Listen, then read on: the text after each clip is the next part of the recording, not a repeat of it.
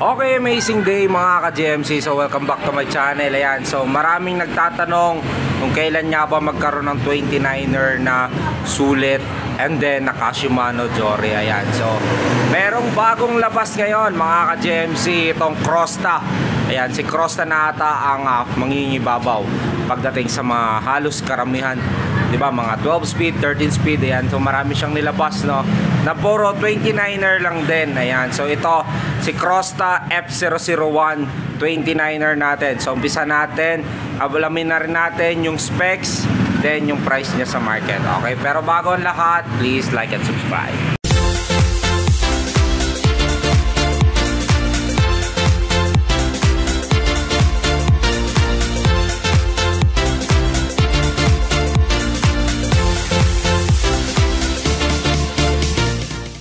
Okay, amazing day mga ka-GMC. So welcome back to my channel. Ayan, so meron naman tayong bagong ipa-price update. Ayan, so bagong labas itong Crosta natin F001 29er. Ayan, so kung naghahanap kayo ng isang mountain bike na 29er na sulit na sa presyo, ganun din sa kanyang specs. Ayan, so ito si Crosta F001 natin. Ito po ay alloy na. So color combination niya red with white color combination. Ayan, so sa frame niya, ito ay 29er, then ito ay small frame. Ayan, then yan, kung mapapansin nyo sa kanyang frame, glossy red. Ayan, sa top tube, yan, so makinis. Then meron niyang number 6 na number, no? So yung frame niya smooth weld. Ayan, so kung mapapansin nyo, napakakinis yan, walang bakas ng pinagka-weldingan yan dito. Ayan, so quick release yung seat post. Ayan, alloy na rin po yan. Then 30.4 by 350mm alloy po yan. Then yung kanyang pedal, stock pedal. Ayan, ball bearing. Mostly naman natin nakikita yan sa mga stock, no? Sa kanyang saddle naman, merong design yung glossy dito. Then Crosta ang brand. Ayan po, yung saddle ni Crosta F001 natin. Sa kanya naman drivetrain, ayan, so ito yung nagustuhan ko dito. Ito yung naka 1x, then Halotech na siya na Pro Wheel. Yung kanyang bottom bracket na Pro Wheel Halotech, then Charm ang kanyang crank arm.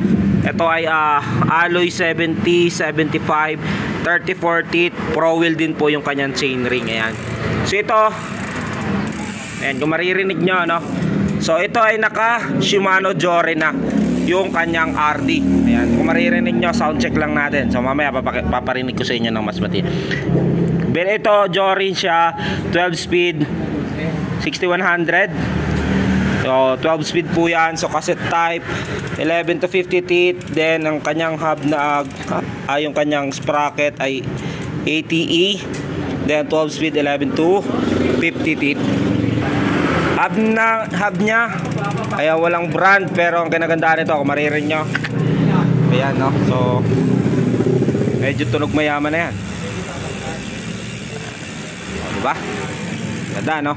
So ang kinagandaan pa nito, isang nagustuhan ko dito, yung mismong kanyang hub, no, ay mga naka throw axle, harap sa likod, ayan, ay throw axle na. Okay, so dito sa kanyang rim ay double wall alloy, then Crosta ang brand, naka-Schrader yung kanyang interior, then jumping here. Yan po ay compass, ang pagkakalam ko niyan dati compass, na skin wall. Ayan, ito ay size 29er by 2.25. Ayan, kung mapapansin nyo. So ito, pwede ito pang gamitin nyo sa trail. Ayan, yung klase ng gulong na malaki ang ngipin na pwede sa mga off-road. Yan, so 29 by 2.25. Yan, so malapad na rin yan, no? Ganda rin ang tunog talaga. Halos wala ka nang i-upgrade dito kasi naka throw axle. Then yung tunog mayaman na rin. Yan, so dito sa kanyang harapan, yung kanyang head tube, ayan po ay tapered na. Then dito yung logo niya na Crosta. Ayan yung Crosta o Rhino. Ayan, si Crosta is a brand na rin po yan ni Rhino, kaya yung logo niya yung pare medyo may pagka Rhino din. Sa kanyang stem may negative Crosta. Ayan, so alloy na rin po yan. Handlebar niya, ayan, bicycle Crosta. yung brand niya, alloy na yan. Handle grip niya, maganda to, no? Magandang klase yung handle grip niya, malambot. Kulay red, tugmang-tugma doon sa mismong frame niya. Nagustuhan ko dito, hydraulics brake na siya, then Shimano MT200. Okay, and then syempre yung kanyang shifter, ito ay naka Shimano Jore. Yan, 12 speed. Yan, ito ay 1x12 speed, no? Ayan, so isa pang nagustuhan ko dito, yung fork niya ay may remote lockout. Yan, so hindi mo na kailangan mag-press dito, no? So yung mga manual lockout, ito naka remote lockout na. Then yung kanyang fork ay alloy na, then air fork. Ayan, so design niya parang Fox, no? Ayan, factory by PXX. Ayan, 32. Ayan, suspension. Ito ay bale nakalagay na dito yung travel niya dito sa fork, no? 100mm by 120mm. Ayan, so bihira ka rin makakita ng ganitong klase ng fork na may mga nakalagay na ng mismong travel niya. So air fork, then remote, hub niya, alloy, then shell bearing, then through axle. Ayan, so sa kanya namang rotor, ayan ang rotor na ginamit sa kanya. Check natin kung 160mm. Yun, normal lang naman. Walang nakalagay, no? Pero I think ganun din, 160mm yung kanyang rotor sa unahan. Then cabling. Sa cabling niya, yan po, malinis siya tignan. Yung brake siya sa unahan. So Shimano. Yan, papunta dito sa ilalim sa fork. Yan yung caliper niya, yan Shimano din. Siyempre Shimano MT200 yan. Then sa kanyang remote, yung mabilis. So dito lang banda. So malinis din naman siya tignan. So kanyang RD, tsaka yung brakes niya is internal. So dito dumaan sa kanyang down tube. Yan, yung butas dito. Yung mostly naman natin nakikita yan sa mga mountain bike natin. Ayan. So dito, tatagos yan dito sa ilalim. Ayan. So halos wala ka na makikita dito, ano, klase ng kanyang cabling. So malinis. Tatagos yan dito. Yung RD dito. Yung RD niya pala, no, kasi 100 na yon. Then ito ay may clutch. So mapapansin nyo, yan yung clutch nya mas matigas. So maganda yan gamitin para mas stable yung RD nyo. So hindi siya malikot. Pag naka-open yan, so yan, no, napupush. So medyo may kalikutan lang konti. Pag gusto nyo siyang stable, lock nyo lang.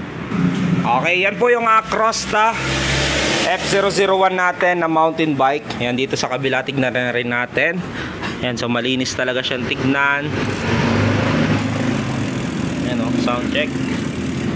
Yan yung brakes niya, Shimano MT200, accurate yung pinaka brake niyan.